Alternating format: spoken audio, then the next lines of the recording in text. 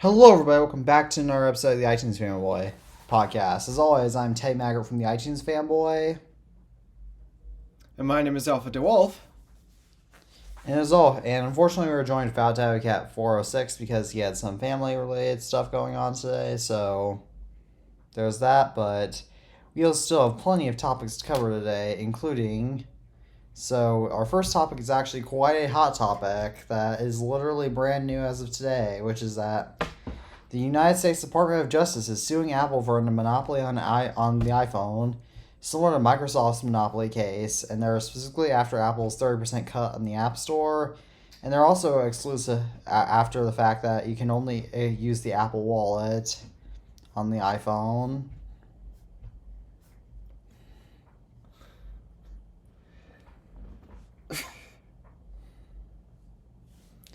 That's what the United States is doing. For once, the EU... We thought the EU was bad. And now it's our nation. Gee, I wonder where they got this idea from. Probably the European Union.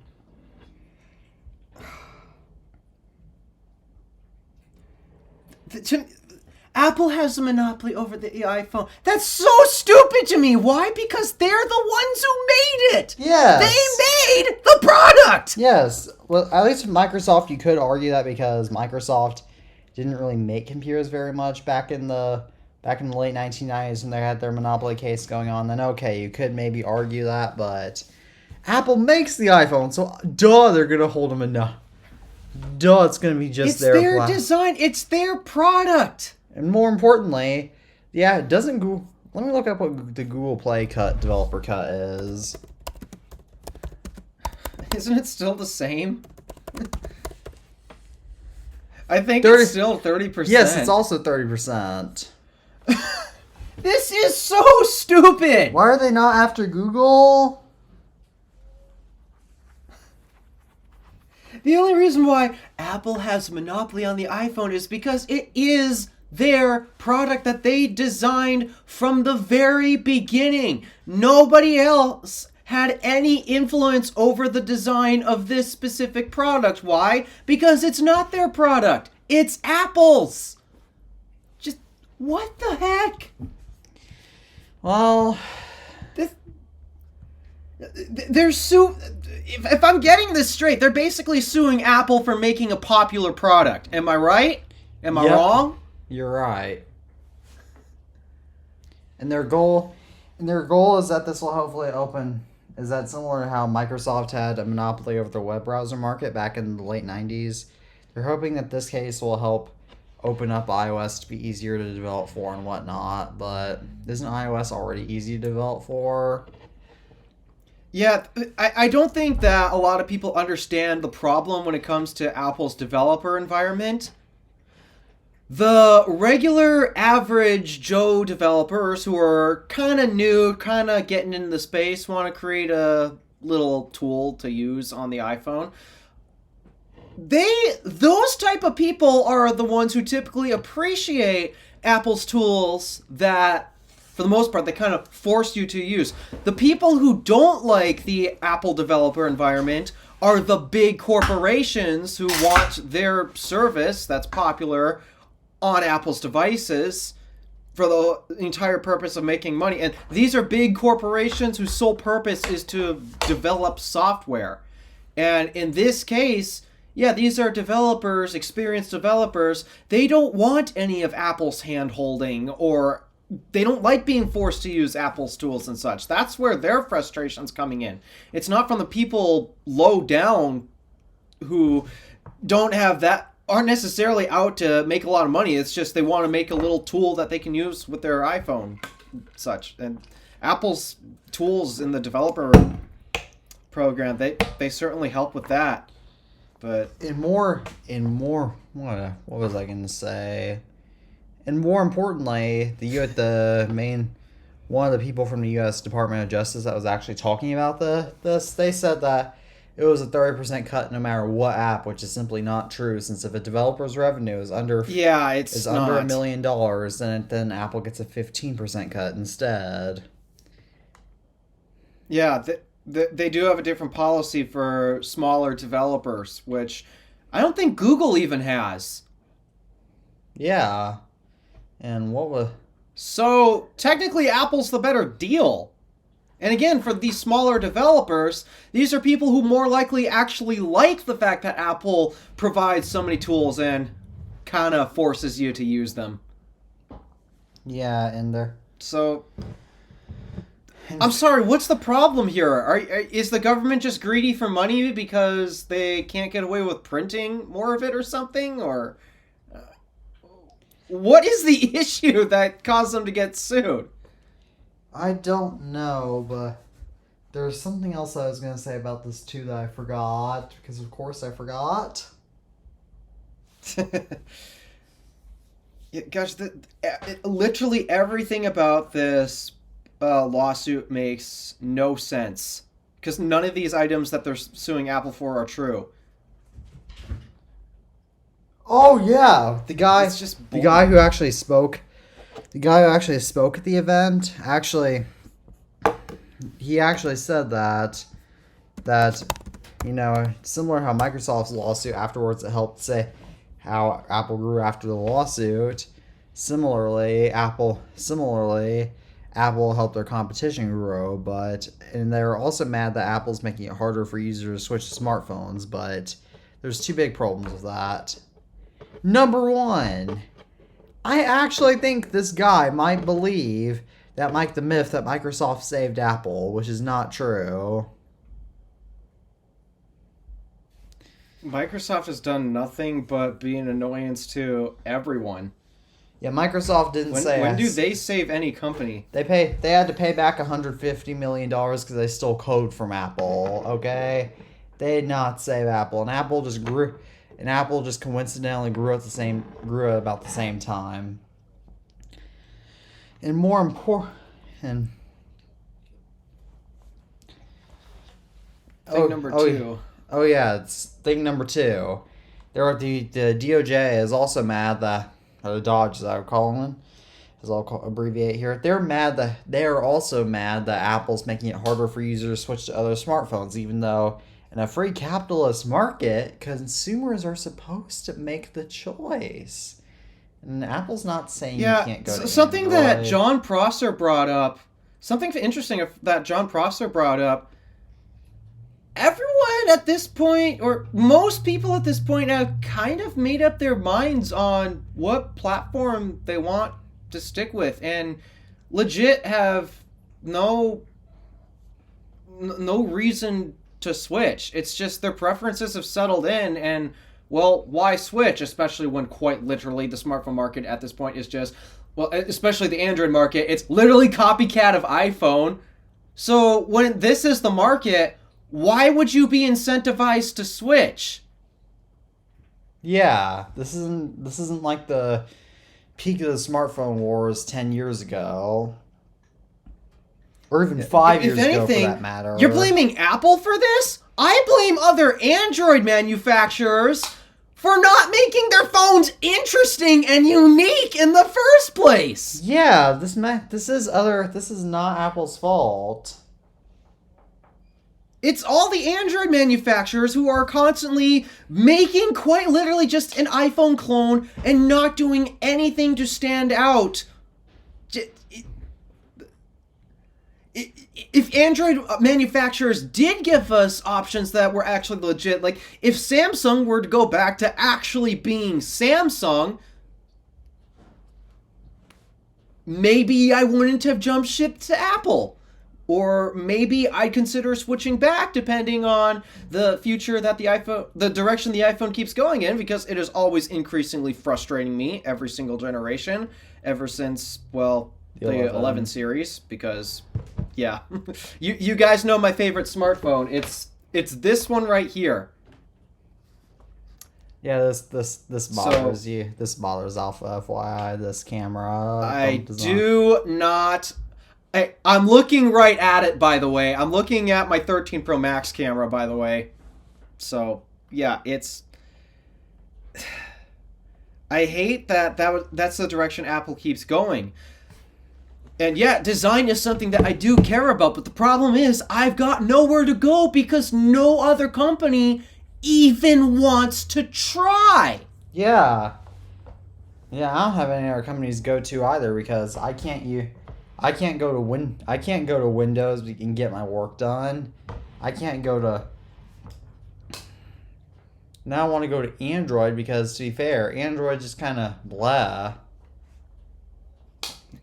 And I wouldn't mind using Android as my daily driver, but if I were actually to use the phone for work, that's where Android actually starts to become a problem for me, because as I've learned with my many Samsung devices that I've used to own, oh my goodness, is it so annoying when the phone randomly stops recording, or when it decides to stop recording to one file, you lose 10 seconds worth of video footage because it's ending the first file and then it starts a new one, and then your video's just completely broken. I can't depend on Android, especially when it comes to A-roll, because you know how long my videos get.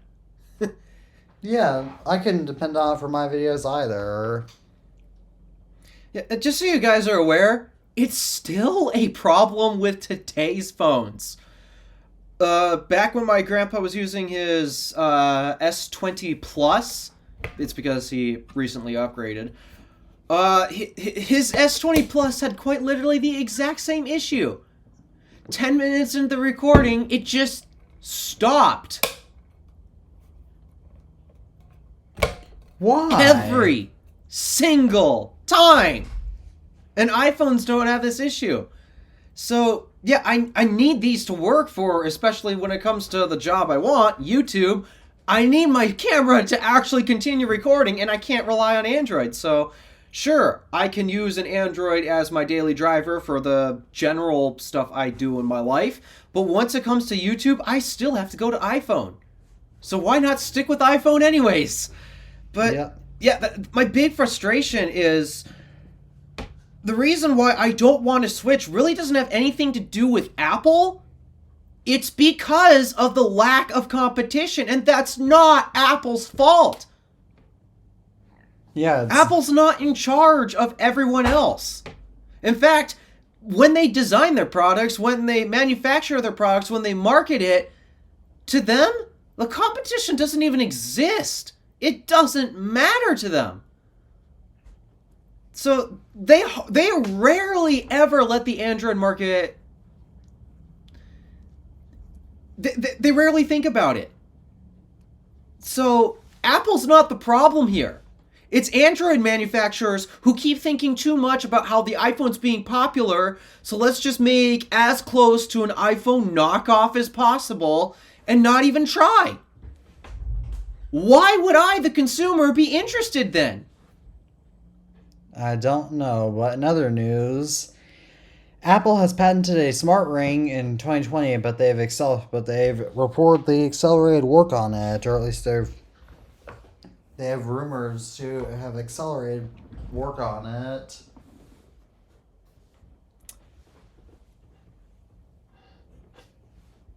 I personally find it kind of dumb, because name one thing that a smart ring can do that a smartwatch can't. Nothing, because you could even control the Vision Pro with a smartwatch realistically. Yeah, so just what is the point of a smart ring? That's because if I recall, the health tracking and all that, you're going to be able to fit more health tracking features in a watch because you've got more surface area to work with. Yeah. You're also going to have a better interface when it comes to looking at either checking the time or various notifications. I don't know how the heck you check notifications on a smart ring. You can't. Because checking notifications is something I do with my watch all the time. Same. You can also view more data at once. You can view much more fitness data at once. While if you were to use a smart ring, you have to pull out your phone basically to view all that data. So again, what's the point?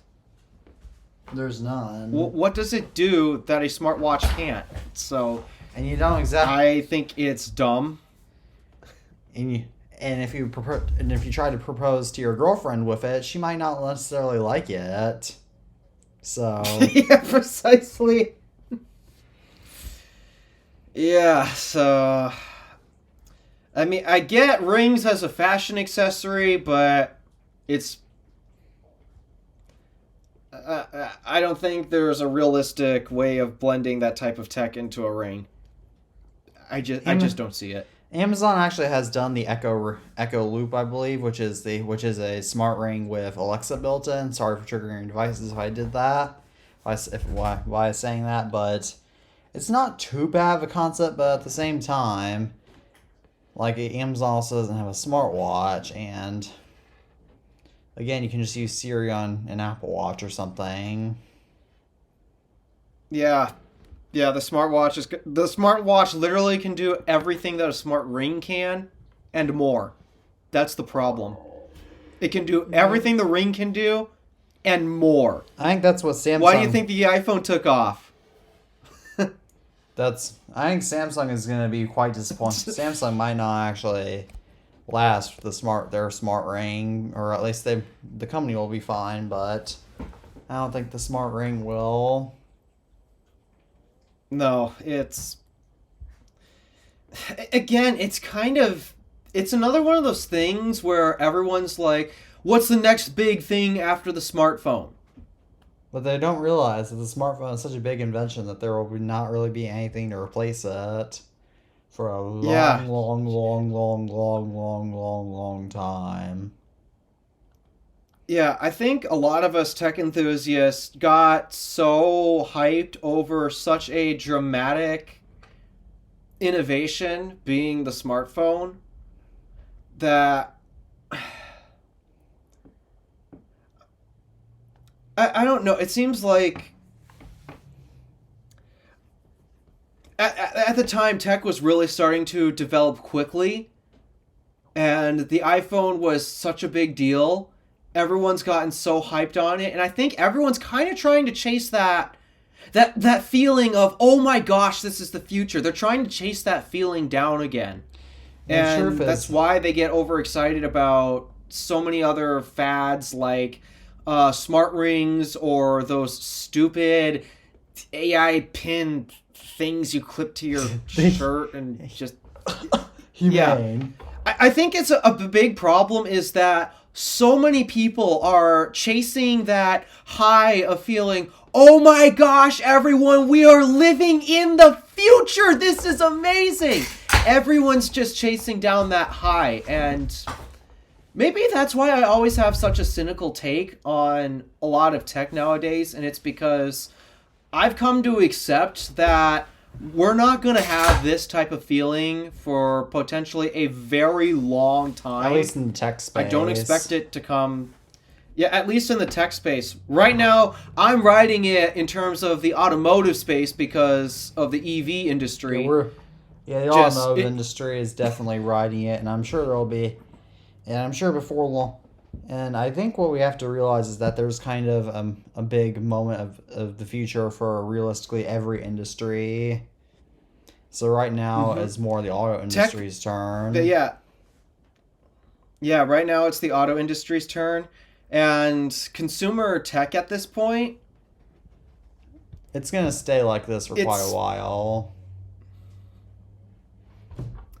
Yeah, I think you guys need to really stop chasing that high in consumer tech, and we'll know when the next big thing comes. We will know.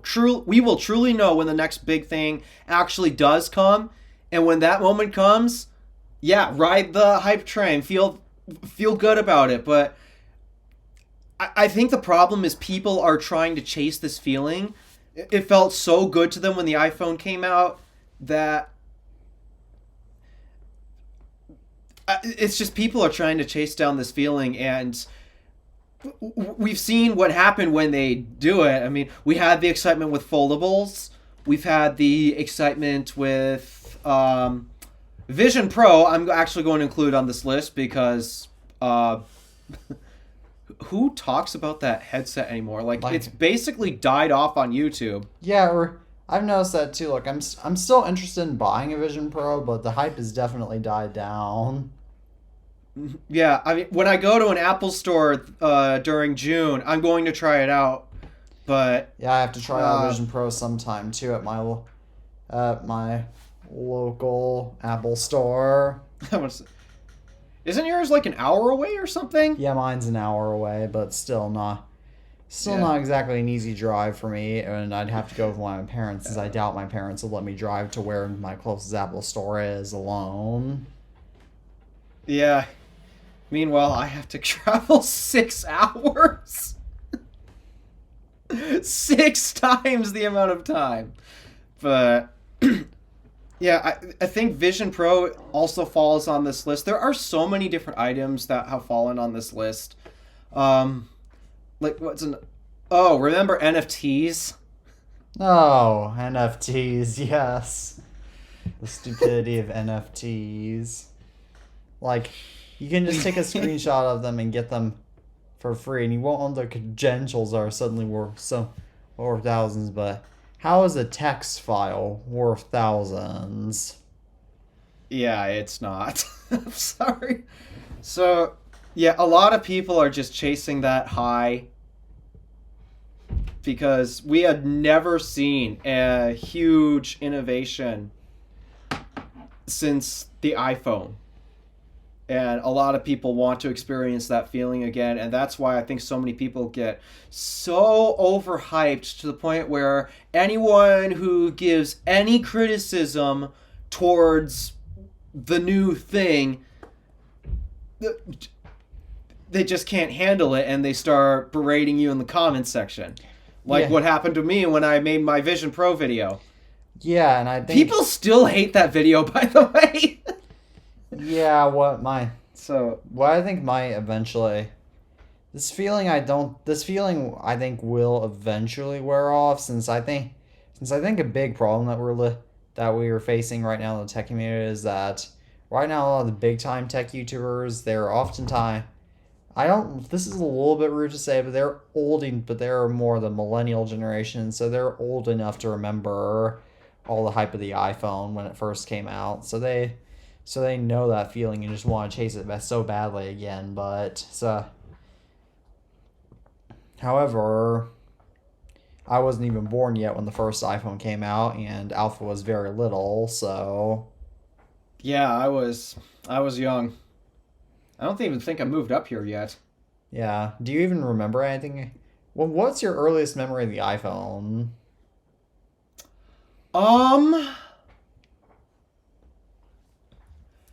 The the earliest iPhone that comes to mind from my early memories is the iPhone 4. Yeah, the first iPhone I remember that I actually remember myself is probably the 4S.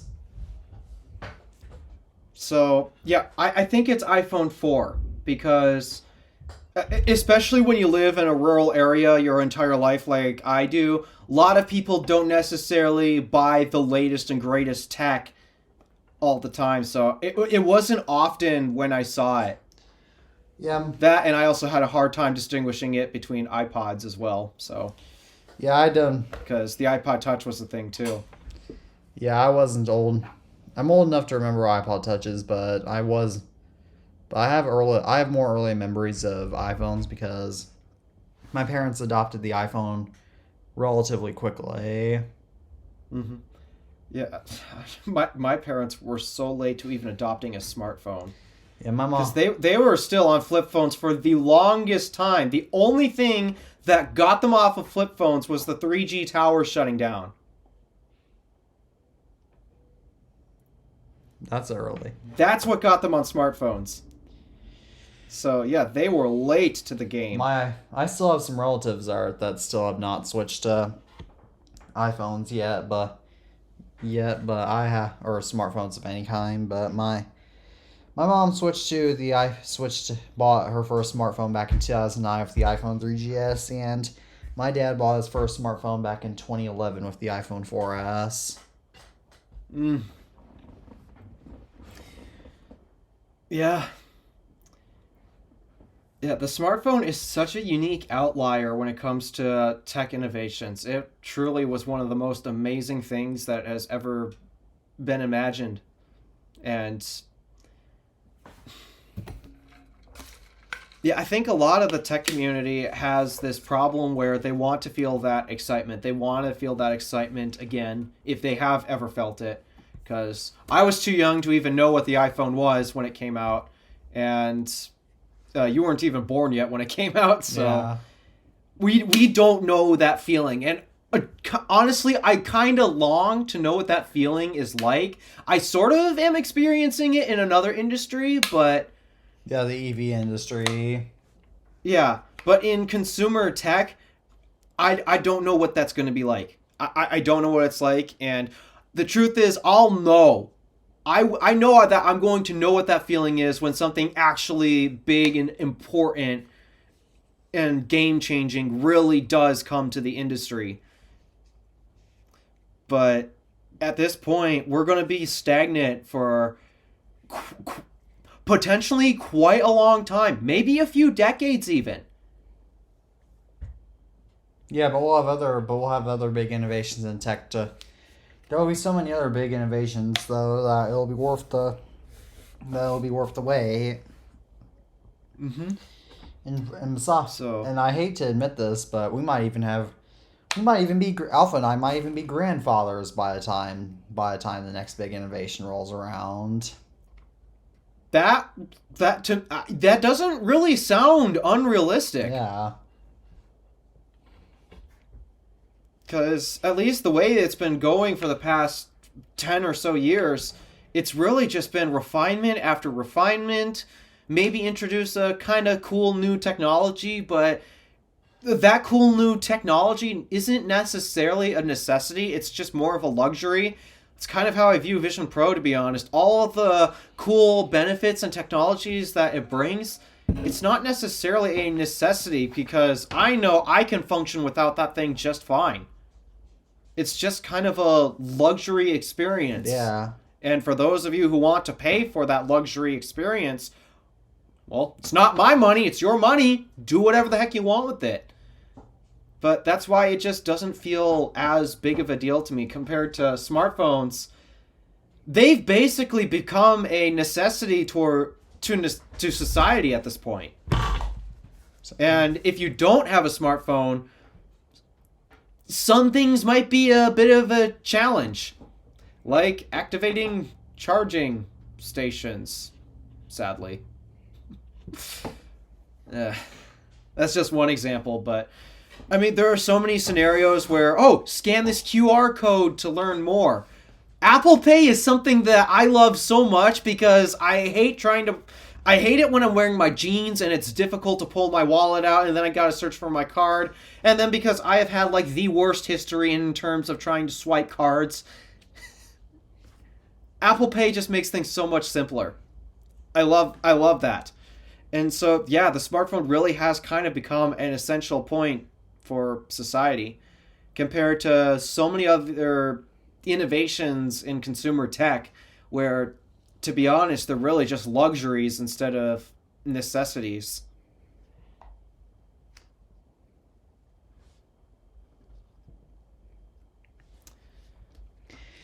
All right. Our next, or excuse me, our next podcast topic is that, the state of Oregon in the United States has proposed a bill that would force Apple to stop pairing parts to their devices for repairability.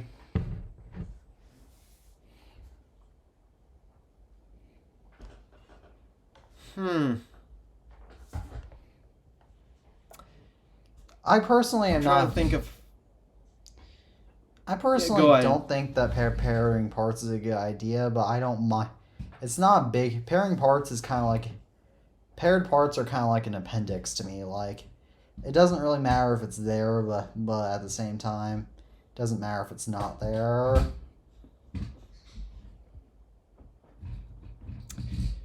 Yeah, I really don't like how Apple really locks down specific hardware components to each other because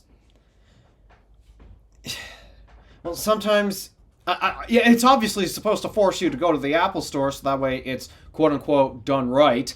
That's But that's a monopolistic there are times behavior where, right there. yeah, that is definitely. I will say that, but uh, there are probably some times where you can take your device to Apple, and because it's not the exact same part that came with the phone, I don't know if the device is supposed to be reprogrammed or whatever, but yeah, it is annoying that Apple really forces a specific part to be with the device, and if it's not that exact specific part, then it just doesn't work. Now Google does Now, this too. I don't want to say that Apple's a bad company because Google does this too with Pixel phones, but well, also, I think there is one benefit to this. It's a small benefit, but there is one benefit to this, and it's to really actually make sure that it is a genuine part that goes with that device instead of a third party that either could have issues or might be made for malice practice. So, it's a small benefit. I'm not saying that it totally justifies what Apple's doing, but it is a small benefit that I probably should bring up. yeah. However, I hope that the DOJ actually brings that up because I don't think an individual state has the kind of authority to pass that kind of bill, since Apple would then have to start more designing iPhones, divide their devices differently for different U.S. states, and that could get a little messy and expensive. Yeah, if the DOJ wants to get mad at Apple for something, that's something they can get mad at Apple for. All right. No, they chose the pettiest of complaints, which is like, seriously? All right. Our next topic to talk about is that Apple sales in China have declined by 24%, but Huawei's or Huawei Whoa. or whatever you call them grew 64%. I mean, Chinese company makes sense to grow in its native country. Yeah. Yeah, the whole US ban thing really has forced Huawei to get creative, and a lot of people thought that they were just going to absolutely die, but it turns out they're not that's not really the case. Yeah, Huawei got creative, and I don't know, they're doing a pretty good job at dealing with the lack of US help. Yeah, I don't normally like to give Chinese companies credit because oftentimes they're just pirate firms. Yeah, but Xiaomi, but that's not Huawei. Huawei is That's not Huawei. Huawei is though. a genuine tech company they're primarily based off of just building 5G infrastructure or cellular infrastructure, I should say. That's what they primarily do, and they're on. Now, granted, If I recall, our wireless modem is actually manufactured by Huawei. yeah, Huawei, however you pronounce it. It's not bad. It's pronounced Huawei. I know this because I have a Chinese friend. Huawei. Yep. So that's how it's pronounced. All right. Well, either way, with Huawei, Huawei's a genuine company, and they've honestly done quite a lot of good work by just being only in China.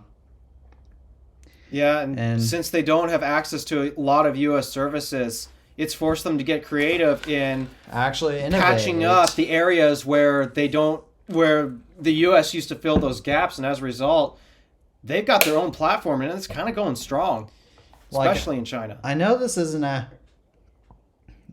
bad idea, especially because we don't know if Huawei is working for a is sending data to Chinese government, but if they don't, then maybe Huawei could be the big market interrupter in the U.S. smartphone market. That I'm not entirely sure because, I mean, come on. When has there been anything actually innovative with the smartphone as of late? To the point where it makes a big difference to the consumer. And I'm not talking about USB-C because that's been out since forever. and Apple was just late to getting it. So, because, again, I'm still using this for all of my daily needs, and I have quite literally 0 complaints. Yeah. Alrighty, well, our next topic is, again, now we have to talk about our favorite government. Oh, gosh. So, as part of the EU's recent bill... Oh, let me... Excuse me, I'm just very gassy, but... Apple has been forced by the European Union to make users choose their default navigation app, and they've also been forced to make switching to Android easier. Again, it's not Apple's fault. Yeah, it's not their fault. And also... Blame the Android manufacturers for not making anything enticing. Yeah, EU. And people have their preferences already. They like what they bought. Yeah, people... The only reason why they'd want to switch is if Android does something more enticing than Apple. But they haven't. And right now, we're not seeing that. Yep. It's not Apple's fault that they're big. They made a product that the market desired, and nobody else is doing that. Yeah. It's not Apple's fault for being the only one who's made a good product that the market wants. It sure is. What about this does anybody not get? I think people get it, but it's just that Apple, or not Apple, but companies don't, or governments don't get it, and Epic Games. Yeah. Guys, that's not how it works. It's not the company has found a way to hypnotize its users and force them to only buy their stuff. No. We have, us consumers, I'm talking as a customer of Apple. I bought it because Apple is making a product that fits my needs. Yep. Right now, there is literally no other option that actually fits my needs. There's a reason why Apple. Why do I continue to buy Macs? Yeah. Why do I continue to buy Macs? It's because there is nothing on the PC market that makes what I need. I need a PC out there with a reliable operating system. And let me check. There's a grand total of 0 right now. So this is why I am forced to buy Mac, essentially. It's not because of Apple. It's not their fault that they're the only ones who made a reliable operating system. Guys, I brought this up many times, by the way. I didn't go to Mac because of Apple. I went to Mac because of Windows. I was driven away from Windows because of Microsoft themselves. Apple was not the one who got me to buy their computer. It was actually their competition. And their competition being so bad, I was forced to buy Apple. That is why I went to Mac. And the reason why I went to iPhone, well, there's nothing really all that enticing in the Android space that I find interesting or fitting my needs as well. That, and I also really would have liked a smartphone that actually interfaced well with the Mac. So, yeah, there's that. But that's why I like iPhones. That is the number one example that I keep bringing up. I went to Apple not because of Apple, but because of the competition and just how bad it is. I wish I could say the same, but I went to Apple just because I never really gone anywhere else. Yeah. Except for when I had to use that was what your family used. Except for when I had to suffer through a ThinkPad during 7th grade. Yeah. Actually, I have... I'm gonna grab it. I have it somewhere.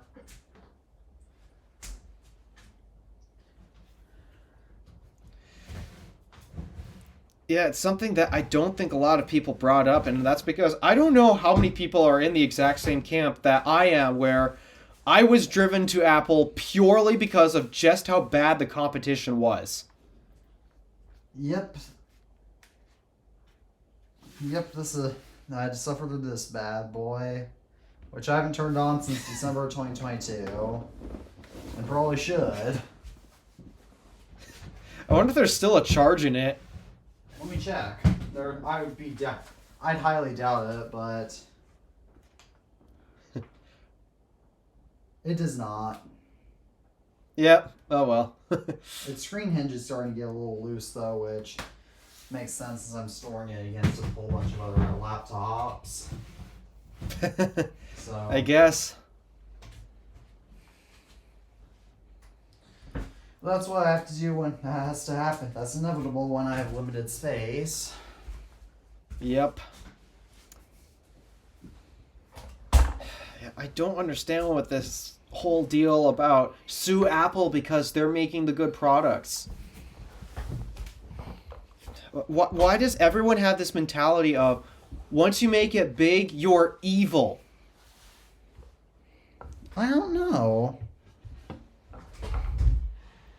It's truly terrible. That almost incentivizes businesses not to do well. Sure does.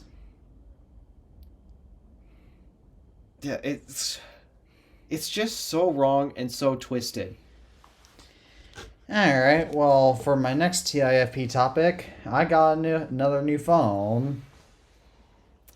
The iPhone XR. Yep, and I paid, and it's missing a SIM card tray, which I ordered, but I ordered a replacement off of eBay whenever that'll arrive, but more.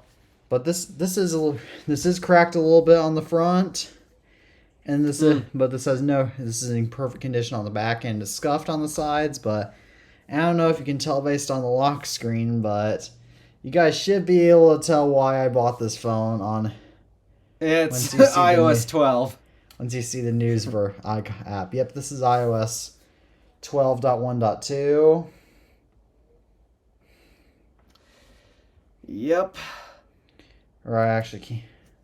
Yeah, I remember what the short time when I had the iPhone XR before I used that to get the 13 Pro Max. And really, the XR, it's still good for most people. I mean, it's a bit of an older phone. It's an old phone now. I mean, yeah, true. I wouldn't recommend anyone buy it now, but if anybody is still holding on to those things, those are still some really good iPhones. Yeah. I actually have a couple of friends that still use an iPhone XR. I don't know how to complain about it. Truly, the XR was an amazing phone when it came out, despite what so many of us tech enthusiasts thought, including myself, once upon a time. Yeah, so I actually really liked the XR when it came out. I didn't understand why it was so controversial. That's because it had the display with the same pixel density as the iPhone 4. It's not bad. The iPhone 4 doesn't have a bad display, though. Isn't that what introduced the Retina display? Yeah. So don't... Retina display doesn't necessarily mean resolution. It means a specific pixel density, right? Yeah. So don't most iPhones have a similar pixel density to the iPhone 4? Yeah.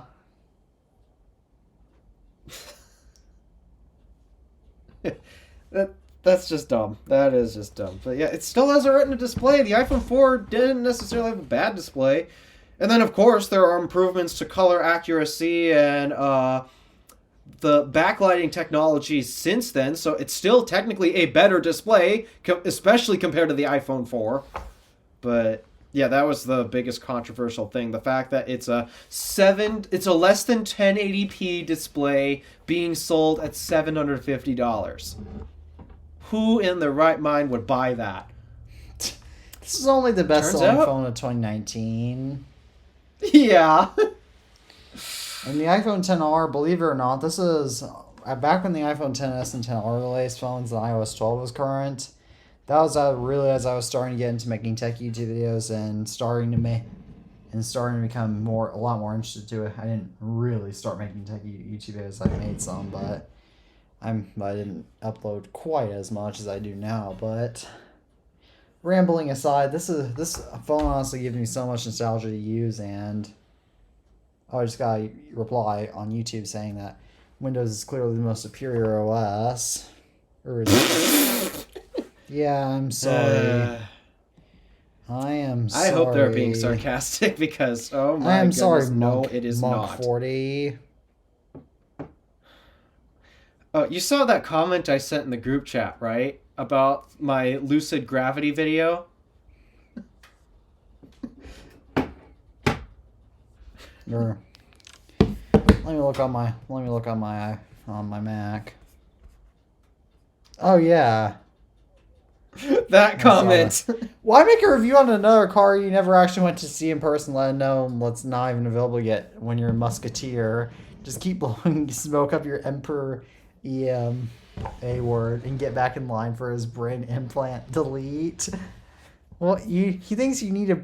I think this guy needs a brain implant so that way he can be smart. The thing that makes... He claims that this video was a review of the car. He didn't even read the... maybe he's illiterate. Few hints here, guys, that point out it's not a review. Number one, review... The word review literally is not in the title or the thumbnail. And number two, first impressions doesn't equal review. And you don't necessarily have to have a product to get first impressions. I do it all the time whenever Apple drops a new devices. Yeah, first impressions are literally the impressions of when you just learn of the device's existence and you start doing a little research on it. Not necessarily using the product, but just getting a slight briefing on what the product is, how does it work, what are its benefits, what are its cons. That whole entire video, it was never a review to begin with, and yet, what's wrong with this? How did this guy think it was a review? Because never once did I hint at it being a review. It was literally just my first impressions and just speculating. That's a lot of what I do. Speculation and theorizing. That's like the equivalent of saying... Yeah, that comment was so dumb. I laughed so hard as I read that comment because it seemed like... It seems like he's the one who got the chip implant and accidentally hit the delete button. Yeah, maybe. Yeah, it would be like me. It'd be like somebody commenting on this podcast episode saying, "Let me think."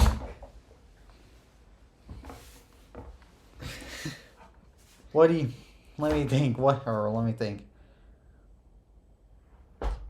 How can you?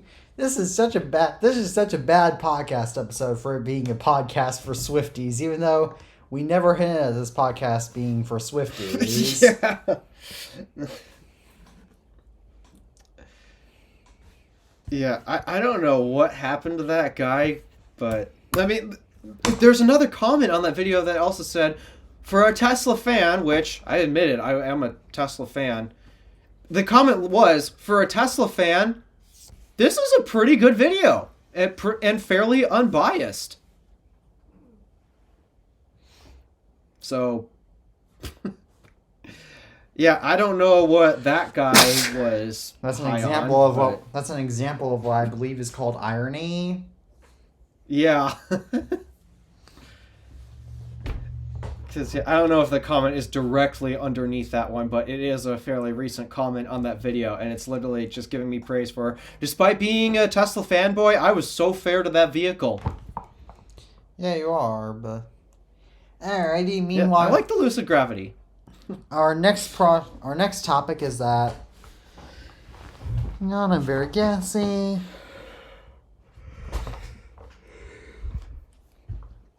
Hey, maybe that should be the title of this podcast episode.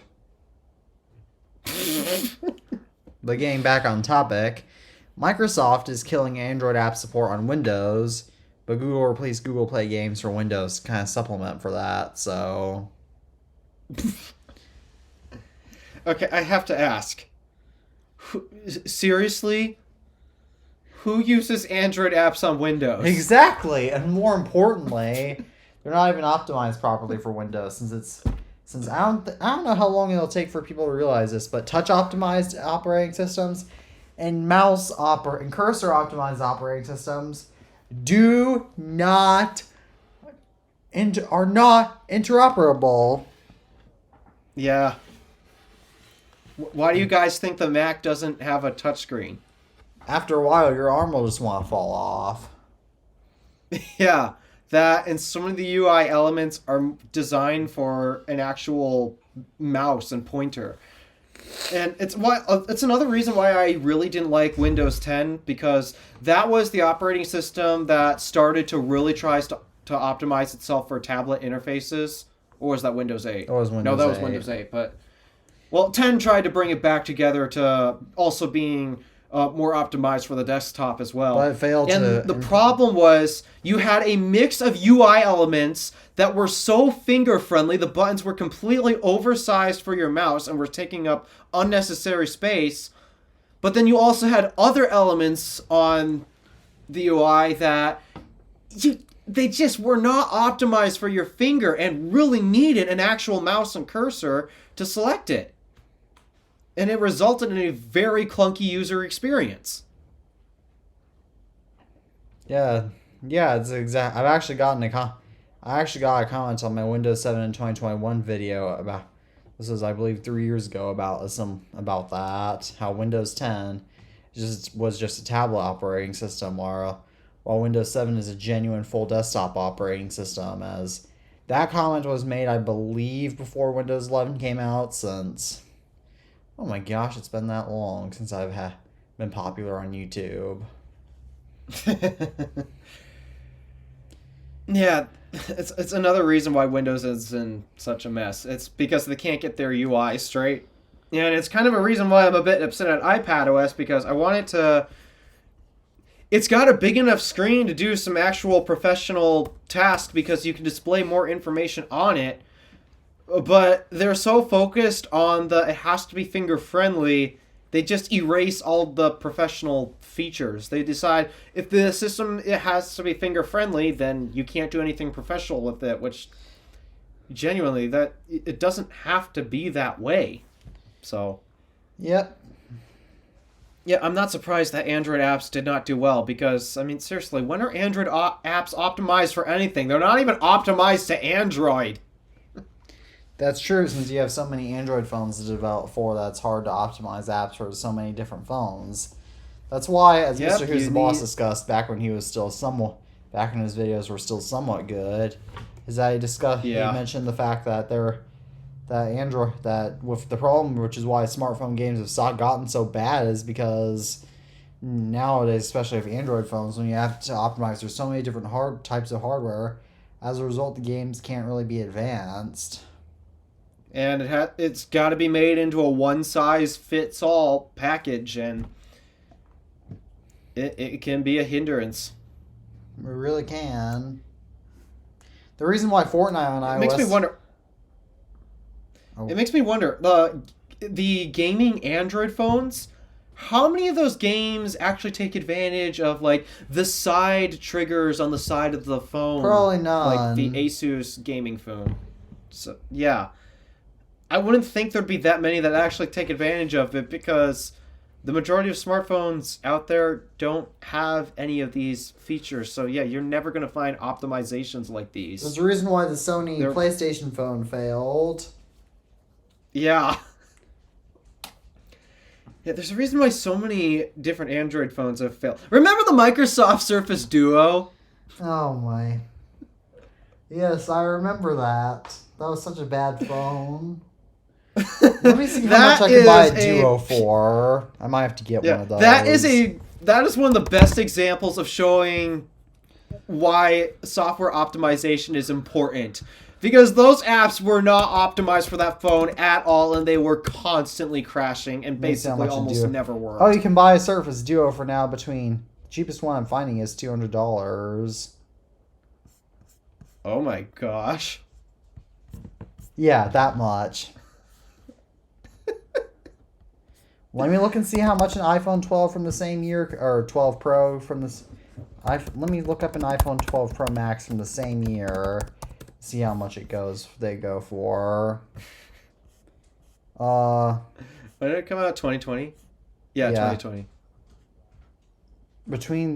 I actually found a really cheap one that's $325. So the general price is around $450. And the 12 Pro Max is initially cheaper. And it's going to have way more performance. It's going to be so much more optimized when it comes to software. And so much more useful and functional because even the Surface Duo is missing so many hardware features like NFC, for example. Yeah, that device was so bad. They claim that it's not a phone. It's a device that can do so much more than just a phone, and because of that, slapping the name phone on it it was too good for that. It's because it's not even a good phone. I wonder how long once the phone's value drops to under $150, which if they were worth which might be in a year or two, which is crazy to think. Somebody might have to go pick one of those up. I've just started thinking about potentially doing that for a video. Yeah, it's on. Then again, I should look for a Pixel first because genuinely I have had so much more. The Android space is bland, but right now Pixel is really rocking it, and because I have had directed so much hate and cynicism towards Pixel in the past, and at this point I think I can safely say they have reformed from that. I think I should be a fair tech reviewer and purchase one and try experiencing it. And meanwhile, I should be a more funny tech review. Yeah, I've honestly considered buying some older Pixel phones for my collection since they don't cost very much, but I just don't. I mean, the older ones especially. Why would the heck would you use them? They were so bad. Yeah, they still are bad. But at the same time, they're not too bad for collection phones. But I mean, but Android phones just generally don't interest me like iPhones do. But again, Surface Duo. Yeah. I'm grateful that there are some tempted. Android phones that do pique my interest. Like, for example, I do love Galaxy S7 really is one of my favorite phones. And to be honest, nothing's not bad. Phones. Nothing isn't too bad. Yeah. Yeah, a lot of Samsung's older flagships, really, to me, those are collectible. Those are worth collecting because that was Samsung actually being Samsung. Cole Pinto from the Phone Bid Diver actually bought an old let me look up what the model is. It's an older Samsung Galaxy A series phone from 2019, and he even said, hang on, let me look at his channel to see what phone it was. It was an A9. And it was not sold in the U.S., I believe, and it's a rare phone, but he said it was still a good phone to use for today. An A series phone from 2019. I mean, Samsung kind of has their own tier list when it comes to their budget phones. Like, I believe there's a tier list is like A10, A20, A30, and then followed by a 1 or a 2 or whatever generation. I don't know how that's going to last past 10 years because, well, et cetera. But they basically have their own tiers in terms of the A series, where the higher the first digit is you go, the higher end that phone is. But so would I use them today? No, not really. Yeah, Tabby Pairs or Tabby Cat 406, he absolutely hates Samsung Galaxy A series phones. And he recommends that people just go out I don't and buy hate older them. Pixel. It's just I don't hate them. It's just if you're going to buy one, buy the latest one, and that's because they don't hold up. Really, well. they're not high-end phones, and they don't actually age that well. So don't. if you're going to buy an A series, do not buy it used. Do not get whatever the latest one is out, because they're budget phones for a reason. They're designed to last for a shorter period of time. They don't age as well as flagships do. Or else just buy an older flagship that costs around the same amount. Yeah, that's what I do, because older flagships, actually, especially iPhones, they will last way longer than that. And even Samsung's flagship devices are still going to get more software support than their budget series. So yeah, I'd still stick going with older flagship. And I think that's what a lot of people are still doing. Because I'm not even seeing that many budget Android phone sales anymore, to be honest. Neither am I. To be honest, most of the phones I see at my school now are just iPhones. Yeah, that's mostly what I see in public too. And when it's not that, it's ever rare, but sometimes I'll see a Galaxy flagship. But Pixels Yeah, occasionally really I have do. taken off in popularity in my area. I actually only know one person with a Google Pixel. That's it. I know a whole bunch of people with Google Pixels. Pixel has really taken off in this area. So, yeah, they really must have done something right. And I mean, I've been saying this for the past, ever since Pixel 6 came out. I was really impressed with that phone, and I've been impressed with them ever since. So that's why I want to check them out, because Google really has genuinely reformed the Pixel. So I think it's worth taking an actual look into it. And who knows, maybe just for craps and giggles, I might also pick up by far arguably the worst Pixel in history. A 4A. No, the 3 series. Taylor I think Taylor Tech loves that phone, doesn't he? Oh, he loved it so much he used it for a month. Actually, he took his wedding photos were taken with a Pixel. That phone he was using. I'm guessing he didn't actually like the Pixel 3, as I wasn't really watching his videos back then. Oh, he despised it. I mean, he didn't go into overdrive like he has with some other products like Pixelbook or Microsoft Surface Duo. Why was the Overdrive. Pixelbook bad? Because it was literally a $1,000 Chromebook where its benefits were it was made of aluminum and glass, and it had like an Intel Core i7. The one he got spec'd out cost him a grand total of $1,600, and it shipped with a Core i7, 16 gigs of RAM. I don't remember the storage. And the product was so bad. Like, the actual build quality, despite it being made of metal and glass, if you had the laptop lid closed, if you pressed hard enough against the lid, you could literally physically click the trackpad on the inside. Oh. That is not good quality. So, the quality of it is that bad. And then the ultimate thing that genuinely makes no sense. You know how much I complain about iPad Pro and the lack of professional grade software That's for what it. I thought you were going to say with the Pixelbook. Pixelbook takes this to an even larger extreme. Like, if you think I made iPadOS look bad on iPad Pro, oh my goodness, I could make Pixelbook and Chrome OS look even worse together. Because a $1,600 laptop, you'd think that you'd be able to pay $1,600 and get a decent laptop that is capable of, let's say, editing videos, for example, right?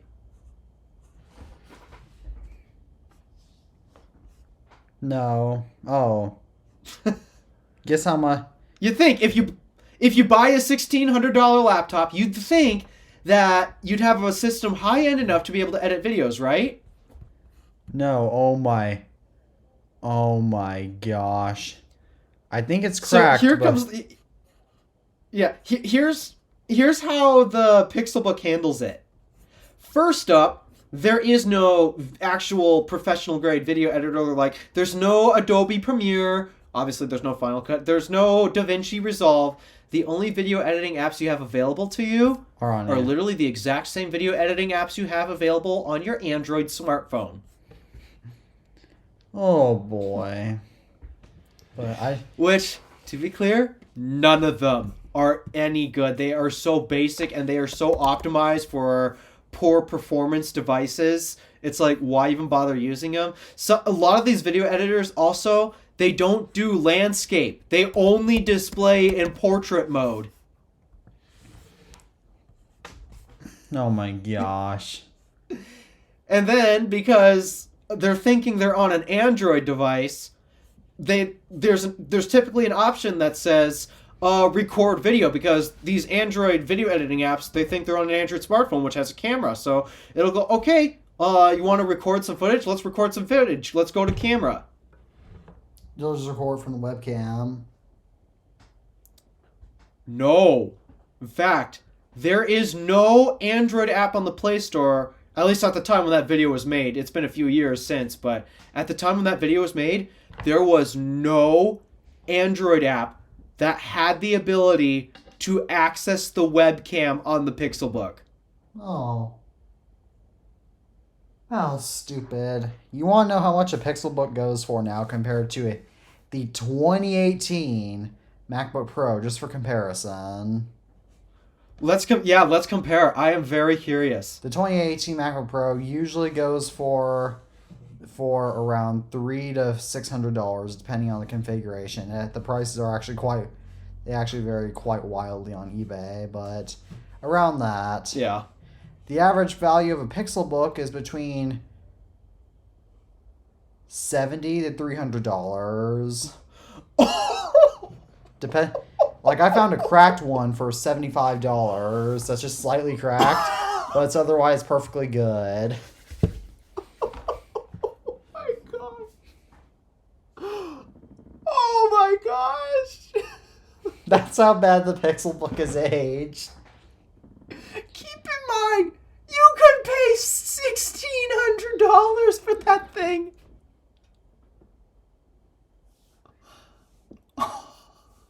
That's not even 10% of its value. And look how much that goes to MacBook show Pro just how bad of a device it was. And mind you, the 2018 MacBook Pro, at the height of the butterfly keyboard, is still worth more. Yeah. Yeah, oh my goodness. So, yeah, I believe that came out in 2017. So yeah, that was during Google's years where basically anything you bought with Pixel branding, it was just terrible. It was garbage. Like, don't even consider I think the it. Pixelbook came out. Let me look up Pixelbook release date, because I believe it was in 2017. All right, 2017. Okay, let me look up a 2017 MacBook Pro, since I thought the Pixelbook came out in 2017. Oh, those are 2020s that I actually found. Okay, that's enough. Okay, I wasn't filtering by the right. So by 2018, the average price is okay. The prices are around. Again, around $300 bucks, maybe a little on the lower end of that, maybe closer to 200, but still. So maybe it's that's bad for Pixelbooks. So it might be around, but the Pixelbook is still so they're actually more around the same, but oftentimes Pixelbooks sell for a little bit cheaper. You'd have to, because quite literally it's The entire thought process that literally went into the designing of the Pixelbook was literally, it was just this. Chromebooks don't look good. Chromebooks, they just don't look good. They got a bad reputation. They're associated with being cheap laptops. How do we make Chromebooks look good? You know, what are MacBooks made of? Everyone likes Apple. What are MacBooks made of? Aluminum? Okay, we'll make it a Chromebook out of aluminum and then put some decent hardware specs into it. Okay, let's just do that. You know how much... And that was literally the ending of their thought process on designing that thing, because once you get into the software, it's, again, Chrome OS. There's a reason why Chromebooks are relatively inexpensive, guys. It's not because of the hardware. I mean, that's part of it, but it's not exclusively because of the hardware. It's because the software can't do much. Yeah, there's nothing to the software. In fact, the example that he brought up all the time... You want a Chromebook? Here, use whatever laptop you have today. Download Google Chrome. Boom! You have Chrome OS. You have a Chromebook. Also, on top of that, you'll have a decent operating system that can at least do professional things, even if it happens to be the world's worst operating system. Yes. Oh, and you remember the Pixelbook Go? It was still overpriced. Yeah, Pixelbook Go averages around $150 now. Yeah, again, guys, the reason why Chromebooks are cheap is because there's not much to the software. There's not much you can do with it. Like, quite literally, the second you lose an internet connection, it is a paperweight. Yep. You can't do anything with it. Once the internet goes bye-bye, you can't do anything with it. Meanwhile, I could sit out in a park and, assuming I have all of my images downloaded and such, I can edit videos sitting on a park bench with my MacBook. I don't need the internet. Now, to be fair, you could work offline with the Pixel Slate, I believe that was what it's called. I have never, ever gotten Google Drive's software to work offline. I've never gotten it to work. I have checked, let me access these documents offline, and it has never, ever worked. That's the fate of Chromebooks. They're not useful once you lose internet, and that's why I was so mad, because a lot of the public school systems transitioned to let's use Chromebooks. I mean, you're lucky that your school uses iPads instead of Chromebooks, because... But no, at the public school, basically every public school here in the area, actually, they all use nothing but Chromebooks. And the only reason why their Windows PCs are around still are, well, it's just because they've still had them, they still run, why get rid of them? But most of the Windows, a lot of Windows PCs that are around at my school actually still have optical drives in them, which is how old they are. Yeah, that was the same case for the computers at the school back when I went to school. But I think the only reason... Oh, here's another reason why they probably still used them. It's because of printing. Yeah. I mean... I'm pretty sure it's because they didn't want kids to mess around with the network, because there's different printers all throughout the school, and we don't want to have to hunt around the school to figure out, okay, which printer did this computer use to print my essay? So... Yeah, nowadays... That's why... There's that aspect. That's why one time when we had to print something for a project in science class this year, my teacher made us send all the files to her so she could print them, though. I mean, that's a lot. Alpha looks still for Alpha. You still look still to me, by the way. Okay, any better? Yeah, I can see you now. Alrighty, there we go. Maybe the university's having their game night, because once the local university has their game night, they take out basically the entire internet in the area. It doesn't matter what ISP you use. What games do they play? I don't know. I don't attend there, except just for the choir. So. Well, I guess we shall move on to our next topic now, which is that Elon Musk and OpenAI have been considering a merger. Really? Yeah. I mean, Elon Musk I co-founded thought that's what they were going to do with Microsoft. Yeah. Now Elon Musk is suing them, though they might have to they might have to turn the tables a little bit.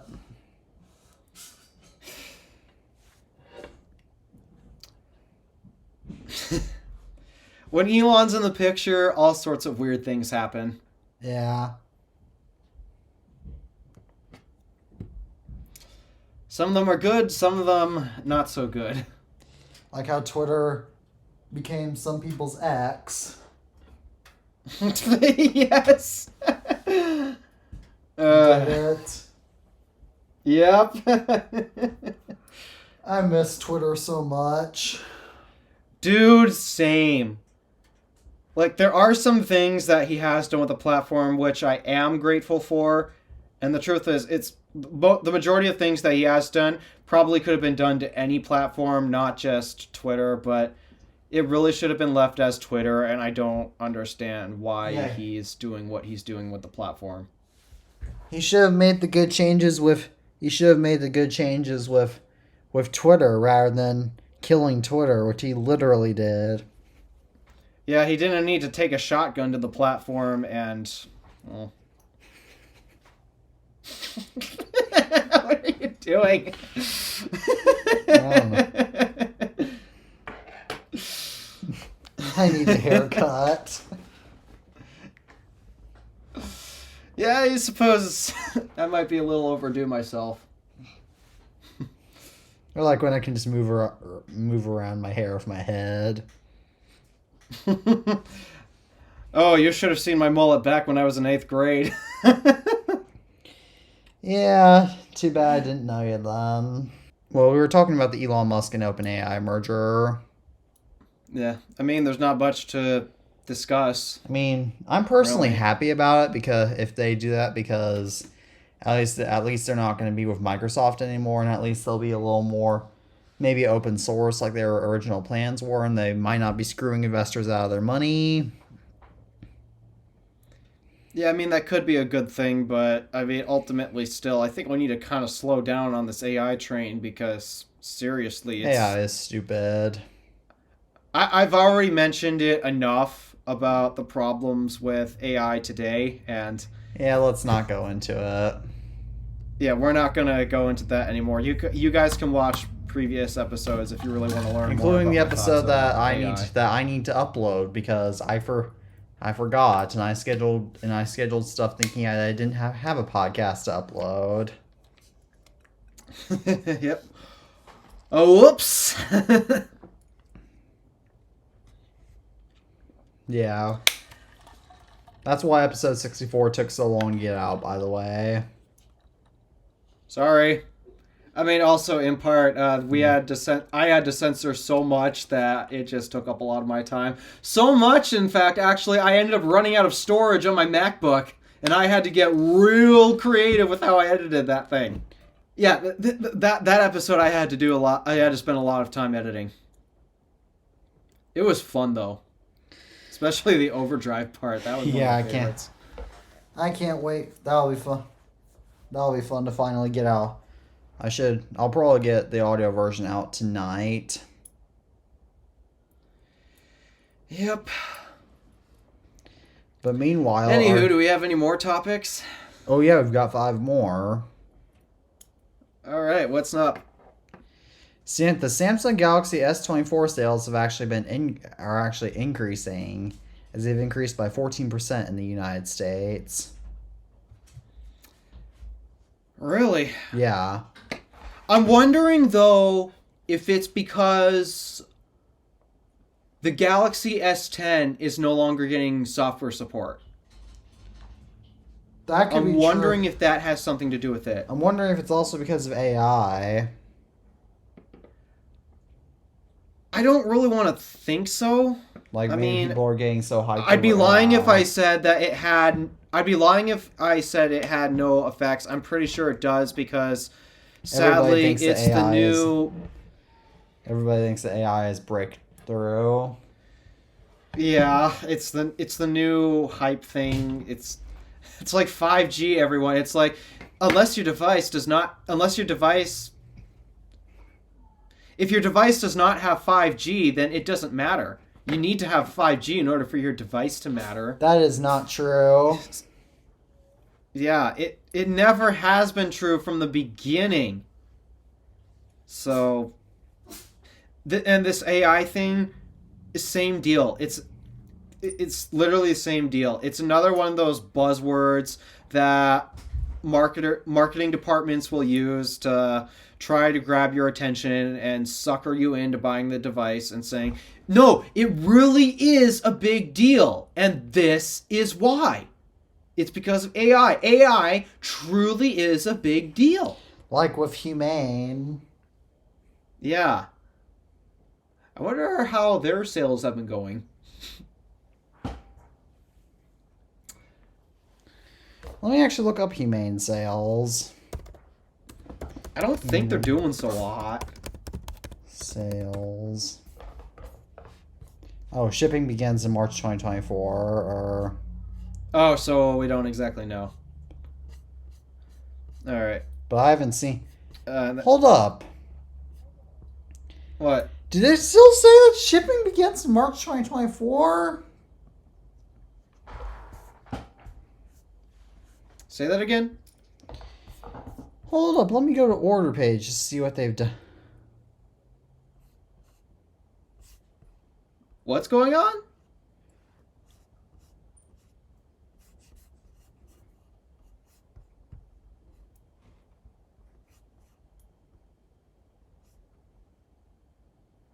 And you froze again.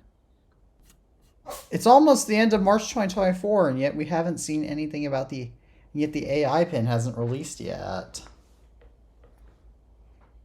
This is a... Now, I don't know. Now, I've watched enough Mr. Who's the Boss tech fails videos to know that shipping in March 2024, yet they're not shipping yet?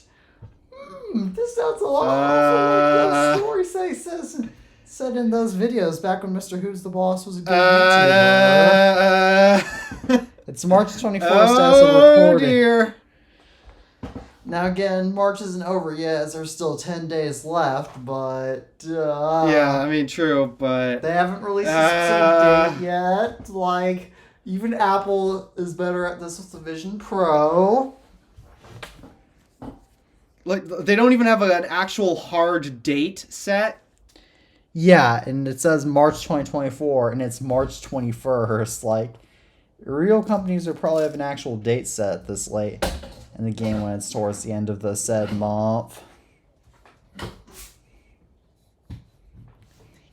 That's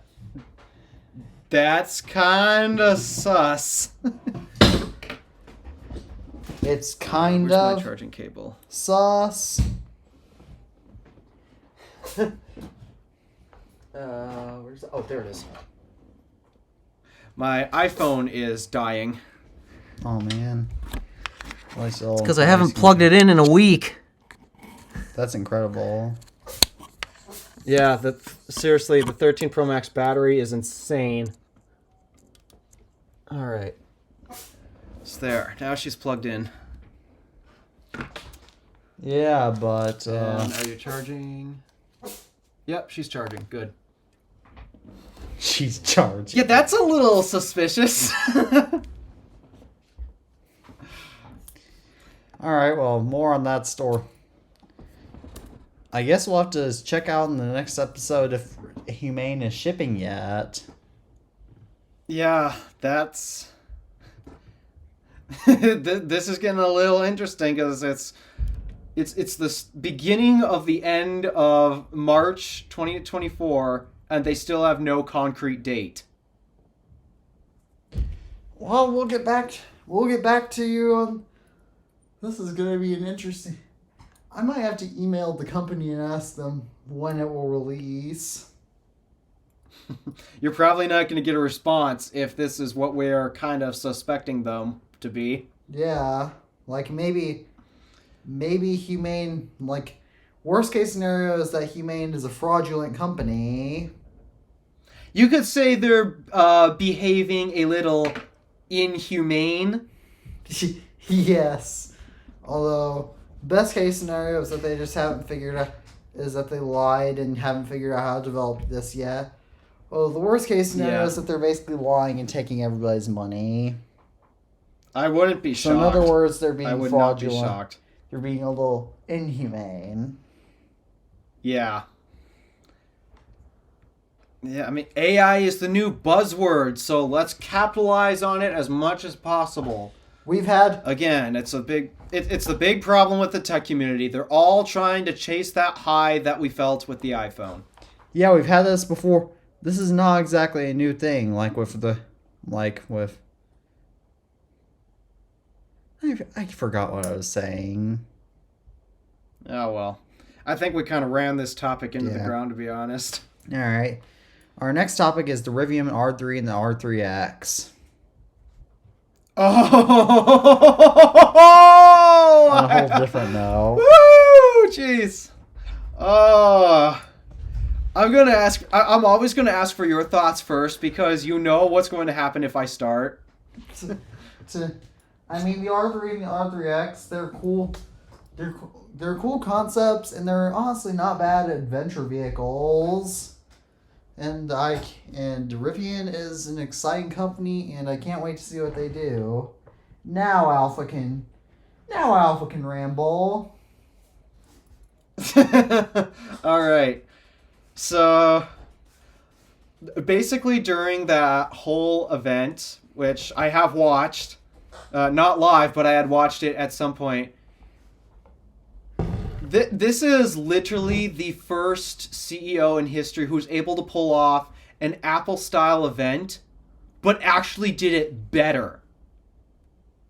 Because, I mean, let's talk about R2 first. Well, actually, let's talk about Rivian in general. So, Rivian at this point in time is in a bit of a problem. Their vehicles, their R1 line, the R1T and the R1S, they are truly amazing vehicles. People love them. They have a very high customer satisfaction rate with them. And truly the only issue that I have with their vehicles is the lack of NACS. Is actually the fact that... Yeah, that's about to get fixed though. So, but yeah, at the time, my biggest issue with them was they are still CCS vehicles relying on the crap tier CCS infrastructure. You couldn't... there was no way anyone could justify it. And obviously, ever since that announcement, at some point they are going to actually put the real NACS port into the R1 line. I don't doubt that. So that's getting fixed. And aside from that one caveat, genuinely, for what the vehicles were, especially the truck, I'm not a fan of a lot of pickup trucks because of a big problem that America has with pickup trucks today. They're all kind of oversized. And Rivian basically said, no, we're not doing that. We're not going to adhere to the need for being oversized and massive in order to sell brawny, capable, tough, or whatever. The Rivian R1T is like the smallest electric truck, and it's still smaller than most full-size pickups.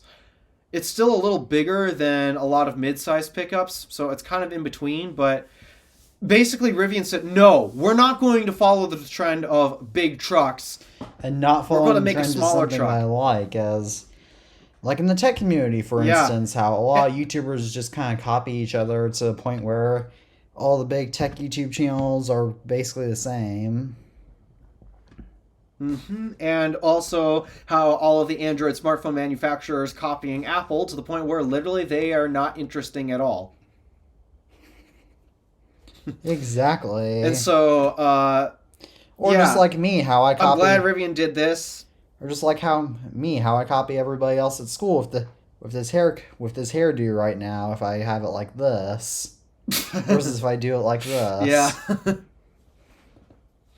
So, yeah, and the thing is, many people love the Rivian specifically because it's a smaller truck.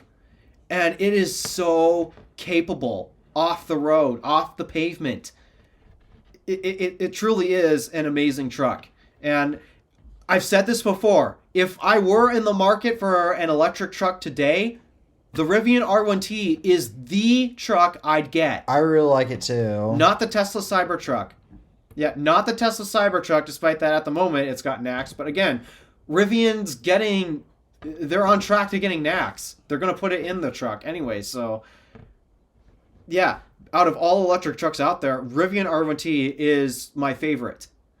But the problem is, these are still expensive vehicles that they're selling, and despite how much customers are paying for these, Rivian is actually still losing money on them.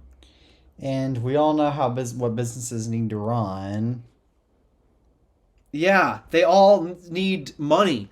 And so the whole purpose of R2, which I'm kind of skeptical on because they didn't exactly pull a full Tesla where literally they removed as much as humanly possible to get the vehicle price down as much as possible. Rivian didn't exactly do it to the same level Tesla had, which, I mean, I guess they didn't need to do it Tesla levels because Tesla is a bit of an outlier when it comes to vehicle manufacturing techniques. They are really... they are very unique in the industry. And so Rivian... The R2 is basically supposed to be Rivian's equivalent to the Tesla Model 3.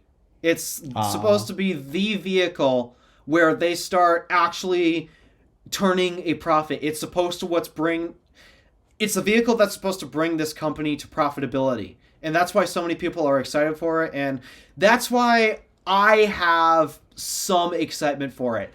I'm not exactly excited for the R2 because, again, it's a crossover. It's just not what I need. But the reason why I'm excited for the R2 is so that way it can save the company so I can buy an R1T. What do you think about the R3 and the R3X? Same exact deal in terms of... I mean, I get the appeal to so many of... Literally, R3 and R3X... I loved how RJ had announced them on stage. He literally pulled them off as, quite literally, Steve Jobs' one more thing.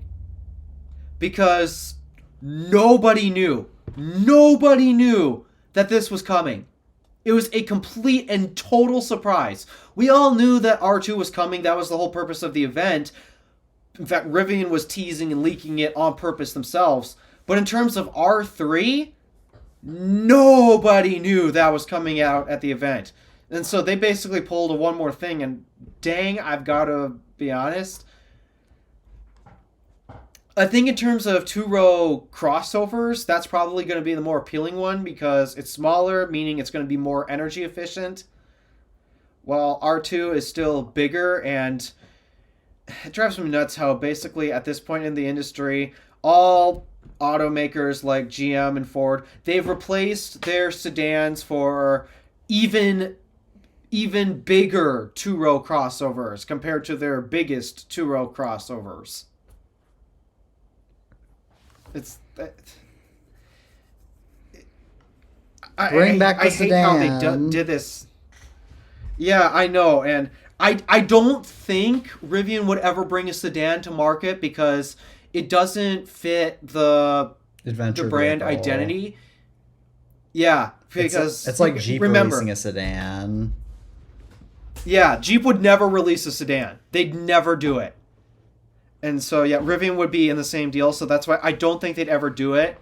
And I guess the biggest reason why I would prefer R3 over R2 is because that's as close to a sedan as you're going to get, to be honest.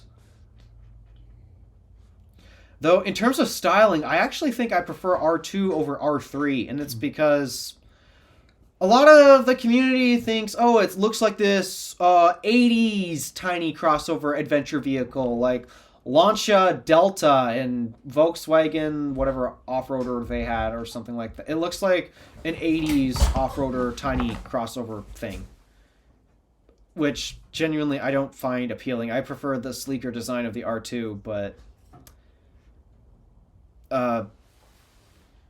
yeah, R3 to me is more exciting because it'll be the more energy efficient, and I think it's supposed to be cheaper than R2. They have not actually announced pricing on what R3 would look like in terms of cost. But I am really hoping that R2 does exactly what it's supposed to do and saves the company, so that way I can someday in the future buy an R1T, unless Tesla makes a smaller pickup truck. Yeah, that would be nice, but Yeah. I really like Rivian too. Yeah, genuinely, Although, Rivian has earned a place in my heart in making great vehicles. There are some vehicles that I just flat out cannot recommend, like any of Toyota's electric cars or Mazda, basically any Japanese EV at this point. But there are some that I have no trouble recommending at all, and Rivian is definitely one of them. They have proven themselves to make really solid electric vehicles. There we go. The internet just went out. yeah, I could tell. So, yeah, we're going to have to do this podcast on my phone for. Yeah, Discord completely lost connection, and so we're going to have to finish this up on my phone. All right, I mean, we had to do. So, I'm going to. We had to do this once before all right. when there was the whole big. When the day Power outage situation. And there was the yeah, because at the moment there's no. I tried sending a message. I tried sending an iMessage, and it's not even sending. So, yeah, the internet is completely out. Wi-Fi's out. All right. So. Hopefully.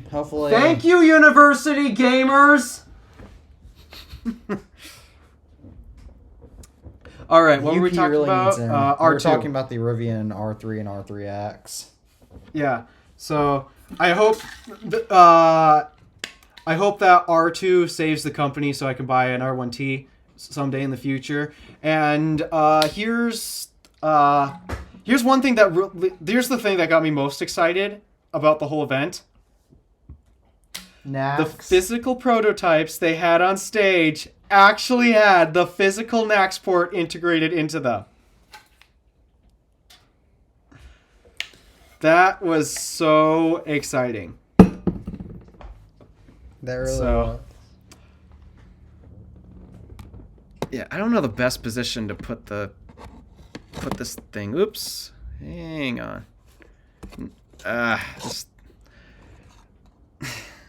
Okay, let's scooch this forward. Prop it like this. It looks almost as if like Alpha's that. traveling somewhere. Alpha's in a different place now. Oh, you're only seeing the changes via Discord. My OBS camera is still in the same spot. So. Yeah, that iMessage still hasn't sent. The internet is just out here. Okay. Yeah, I'm glad that the prototypes have the NAX port, though I am going to start screaming on the internet and try to convince Rivian to change what they accidentally screwed up when designing R2 and R3. What'd they screw up?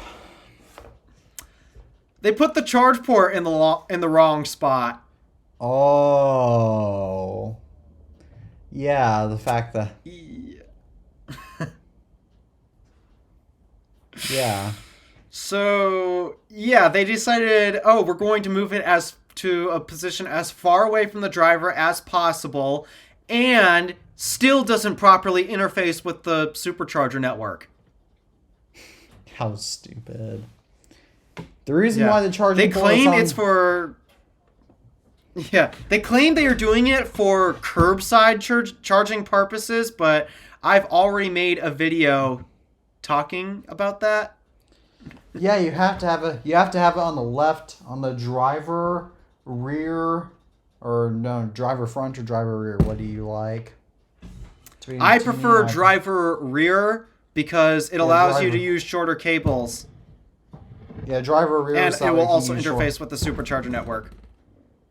Yeah, driver rear is the best side, even though luckily on my car it is on my gas cap is on the passenger rear. That's still not a good spot for it because I even hate I actually don't mind it too badly because I figure Since I've driven Yeah, my but car enough so I that get know it. I how understand back that in it's the a way, just petty look at the mirror. complaint. Yeah, I get it. I understand that it's a petty complaint, but it's still ultimately bad design. Yeah. Because to me, it just makes no sense to put it there, especially when you have somebody else drive the car for the first time and they happen to need to fuel it up. Because you want to know what happened first time I fueled my car up? You were, I believe, 11 feet over. 6 feet, but yeah, close. Basically, I could lay down in between my car and the gas pump, and I probably still wouldn't be able to touch. Yeah, I definitely wouldn't have been able to touch the car still because I'm 5'8". So.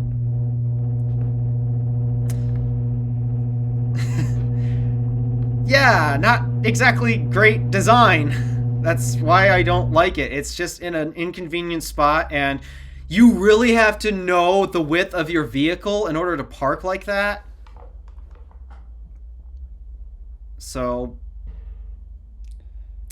yeah, it's just not good design overall.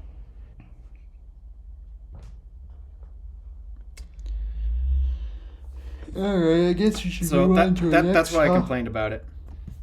I guess we should move on to our Alright, next topic what's now, next? which is that Apple is rumored to pay Google to bake Gemini into Siri for Apple's upcoming big Siri AI and iOS 18, supposedly. I do not know what Apple's thought process is, but because it's in a field that I have basically no excitement for, I genuinely don't know how to comment or respond to this. Drew from Stayless Tech said that might be logic. That is logical because there's so many competitors out in the back end of it that might make sense for Apple to pay Google for it. But at the same time, I mean, come on, they are Apple. Everything is supposed to be done by them. Yeah, especially when it comes to software. Apple always preferred to do software development themselves and never rely on anyone else. So that rumor may be fake, but yeah, I don't know, but that'll be interesting if they do it. Yeah. Yep, there's that.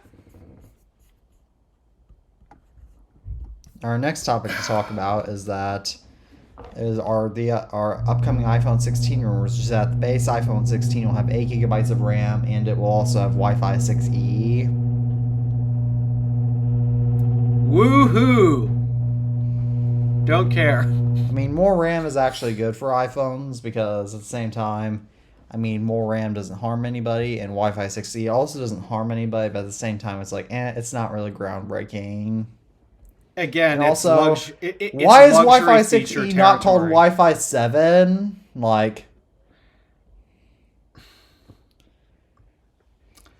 we have marketers to thank for that. At this point, marketers do not make sense ever. Yeah, Wi-Fi 6E is better than Wi-Fi. Just call it Wi-Fi 7, okay? Mm-hmm. It's like AirPods Pro 2. The whole AirPods Pro 2.5 or whatever. Because that's so stupid. Yeah, you know that situation. It's just bad marketing, and I don't know why they choose to do it. Like, I think when you're trying to release something new, you'd want to use a higher number. I finally got your message, one sec. Oh. Really? My iPad says it never delivered. Yeah, I got it. I just got it. How about have to relaunch Discord?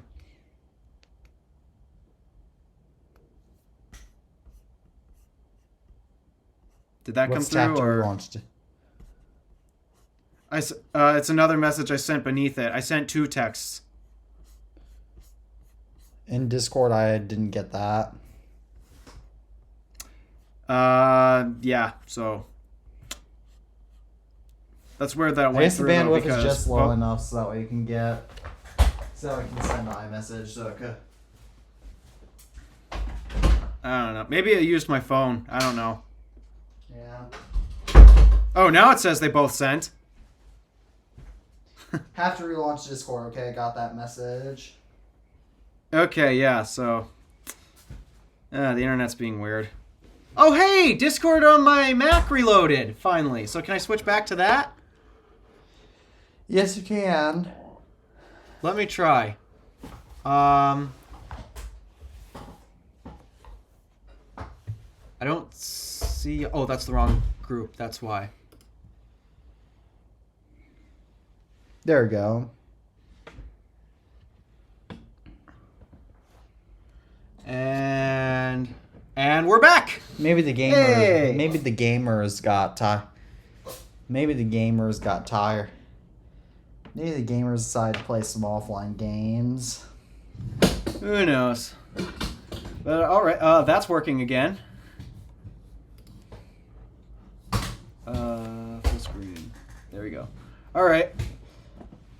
Or else maybe the internet went out for the gamers. I doubt that. They get priority. The university has priority internet because all of the other people around here who happen to have fiber lines, they are deprioritized. Why is the university prioritized over people? I mean, there's a crap ton of research that is done there, but yet for whatever reason, the way the internet works up here, the university has all priority. So if they happen to need to use the full bandwidth in the area, they are going to use full bandwidth in the area. That's actually why I always upload my videos there. That's why I always do it when I go to work, because where I work, we have access to the university's priority fiber lines.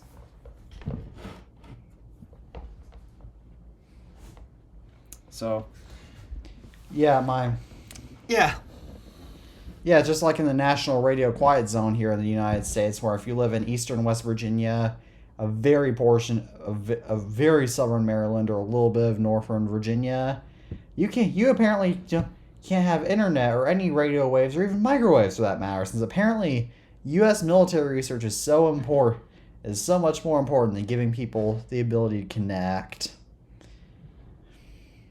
Or eat leftovers that are warm. Yes, that too. Or use modern light bulbs, because I doubt LED bulbs to be allowed in the quiet zone either. Okay. And well, good thing I don't plan on living there, and instead I'm planning on living in North Carolina. yeah, I don't in particular like. Yeah, I have no plan. If I move to West Virginia, it will not be in the quiet zone part. There's no way I could live there. Yeah. Anywho, what were we talking about before we were so rudely interrupted by the university? iPhone 16 rumors. Oh, right. So, yeah, again, more niceties. Apple, please fix the design. You know what my number one complaint is. All right. Well, I guess then you'll be happy to hear the rumors for the next iPad Pro, which is that they're rumored to offer different types of display finishes, like maybe even more matte finish on the display.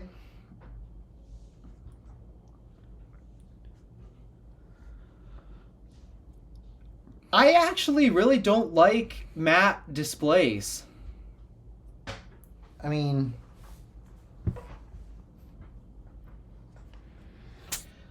I'm trying to figure out what the appeal of a matte display is. Yes, it minimizes reflections. yeah, my mom loves matte displays on that's not true. computers. Yeah, it's not. No, that's not true. It doesn't minimize reflections. It just spreads it out across the entire display. That's the problem. That doesn't exactly help. I have with it. Yeah. So the reflections may not be as piercing, like if I were to shine a light on a glossy display. Yeah, it's not going to be as piercingly bright if it reflects onto your eyes. But my issue with matte displays is what it's doing is it's basically spreading that reflection across the entire panel, therefore washing it out. And as a result, a lot of these panels will tend to be less color accurate. Their dynamic range is going to suffer a lot. And yeah, I can't get behind a matte finish panel. I've always preferred glossy panels. They're doing that so that way they can offer a more paper-like screen protector finish directly on iPads. But you know why Mac? Okay, that makes sense. That actually makes sense because but you know what paper-like screen protectors do? The exact same thing.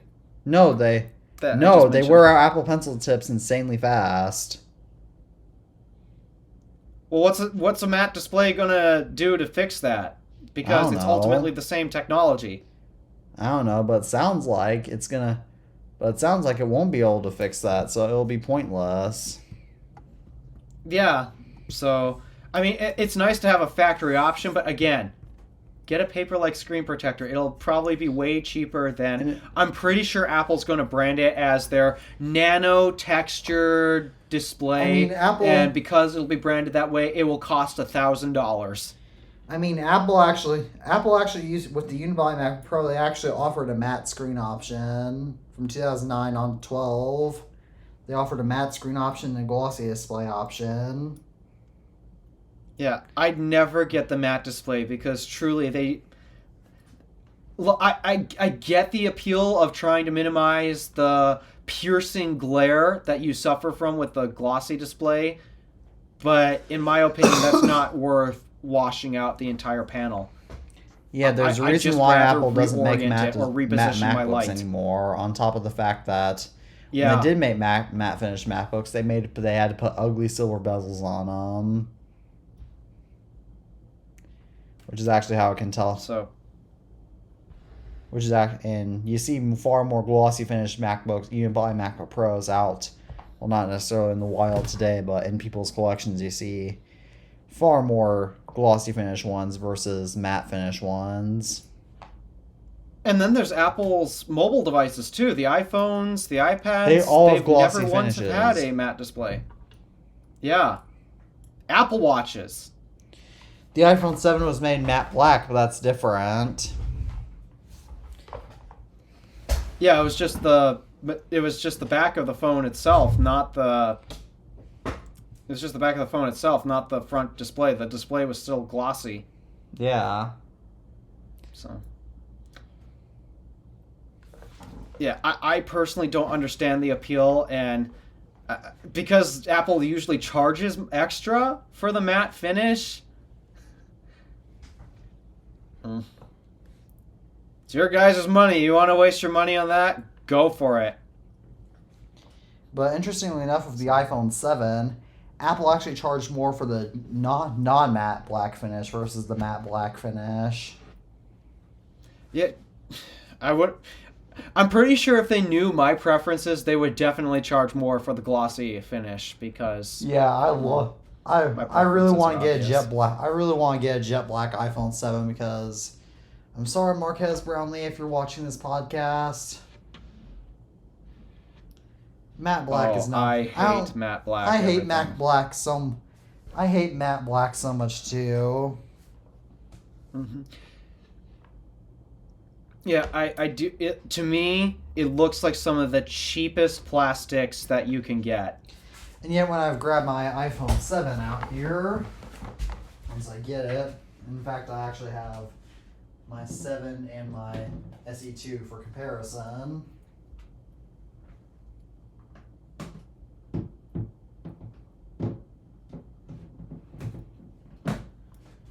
Which of these phones look more premium? The SE which I'm holding with the hand that has my Apple Watch, or the 7, which is in the other hand.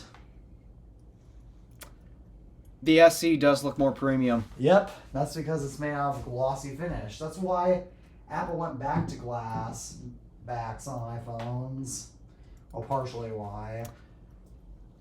It's another reason why I don't like the 11 series. I'm not a fan of the glossy finish on the Pro. I hate those. In fact, if I recall, Was it the 14 or was it the 15s? 15s. Was it this year where now both regular and Pro Series have matte I think finishes it on was the back? 15s.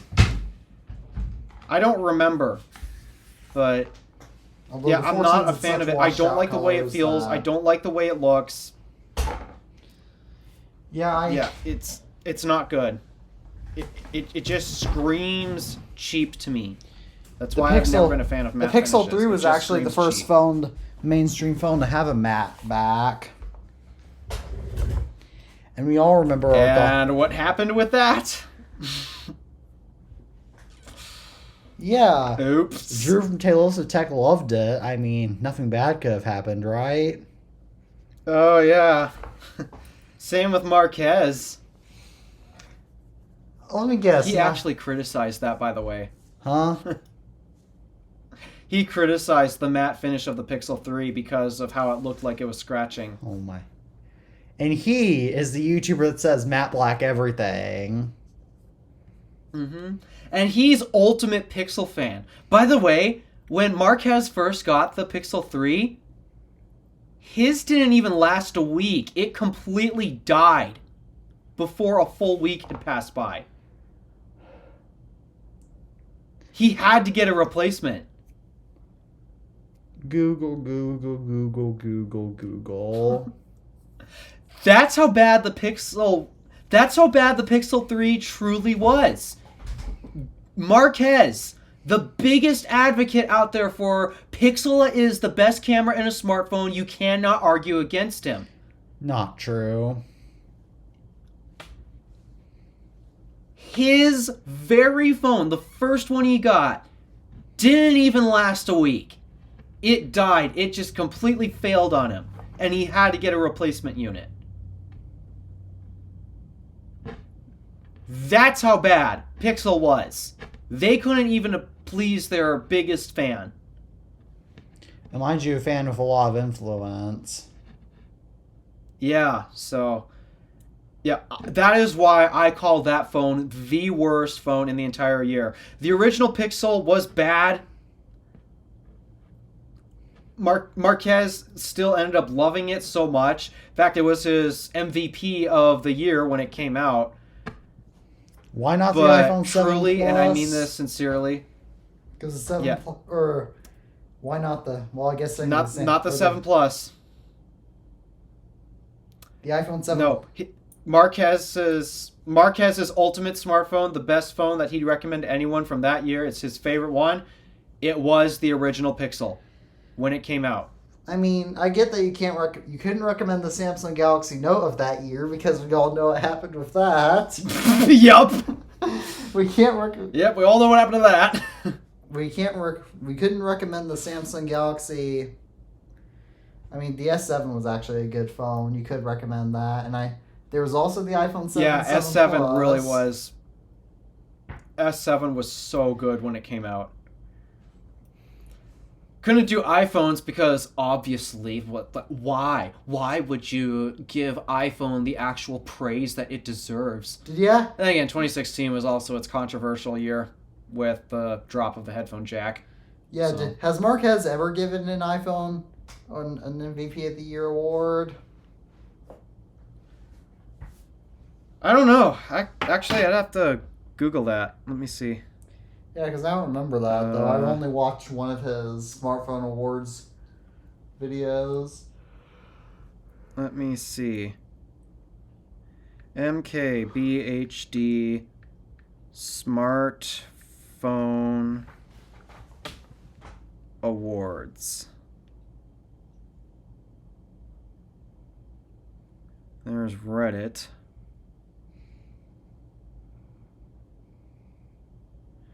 I see 2023 stuff.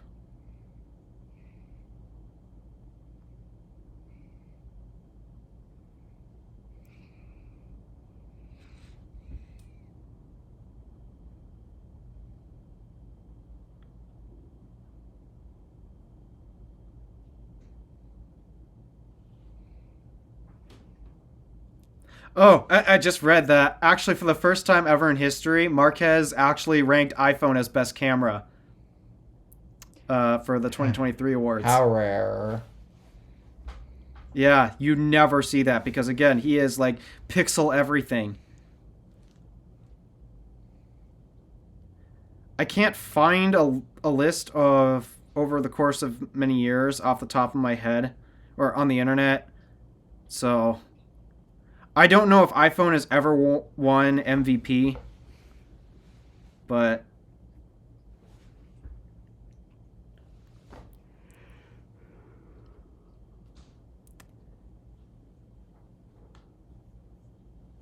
yeah, I'm not seeing a list of smartphone. Oh wait, hold on. Let me try to narrow it down.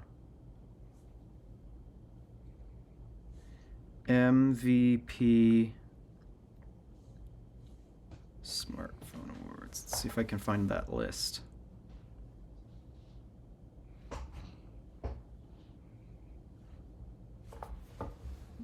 No, I'm not finding a list of MVPs.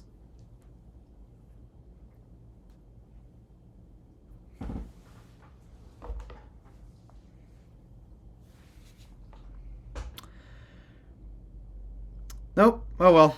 I tried. But yeah, that's the deal with Pixel. That's why the Pixel 3 was so bad. It's because even the Pixel's biggest fan had to give it actual criticism and was displeased with it. All right, well, I guess we're out of topics now. We are? Yep. And we don't have that much time left anyway. What time is it? It's 7:44. 8:15. Jeez. Wait a second. Oh, 8. Oh, I read my watch wrong. It's 8:45. I must be getting tired. I'm always tired. I don't sleep. I'm tired too, but I guess. Just because. Yeah. Do you want to wrap up the show now so that way I can maybe get the video version of the latest TIFP episode out tonight? Yeah, I guess that wouldn't be the worst idea in the world, and I have no idea what the stability of the internet is most likely to be like, so. So, alrighty. As always, thank you all for tuning in to another episode of the iTunes Fanboy Podcast. As always, I'm Teddy Maggart from the iTunes Fanboy.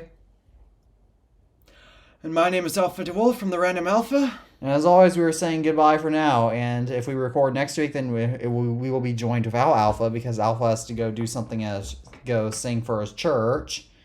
Yep, Holy Thursday. Yep, that. And we have... That's next week. Yeah, I forgot what that is called, but I knew it was a holiday. But, I mean, so if we record next week, it'll just be me and Tabby. Though otherwise, we will see you back. We will see you sometime. And as always, thank you all for watching, and peace out.